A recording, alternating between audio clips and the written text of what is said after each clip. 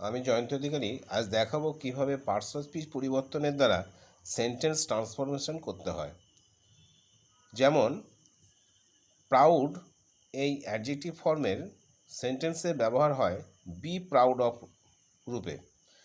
এরই যদি noun form করা হয় তাহলে সেখানে এর ফর্ম তৈরি করতে হবে টেক প্রাইড ইন। আবার ভার্ব ফর্ম করতে গেলে করতে হবে প্রাইড ওয়ানসেলফ অন। এখন একটা উদাহরণের মাধ্যমে দেখা যাক।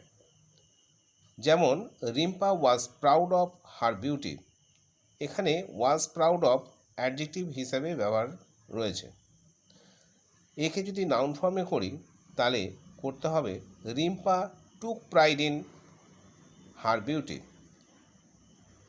আবার এই বাক্যের যদি ভার্ব ফর্ম করা হয় তাহলে করতে হবে Rimpa prided herself on her beauty. এরপরে আরেকটি সূত্রের মাধ্যমে করা যাবে। যেমন উইথ প্লাস নাউন করলে পাওয়া যায় অ্যাডভার্ব। উদাহরণ he did it with care. এখানে উইথ কেয়ার নাউন রূপে ব্যবহার করা হয়েছে। এর অ্যাডভার্ব ফর্ম করলে তৈরি হবে হি ডিড ইট কেয়ারফুলি। আরেকটি রূপ নাউন থেকে যদি ভার্ব করা হয়, যেমন he is a seller of rice.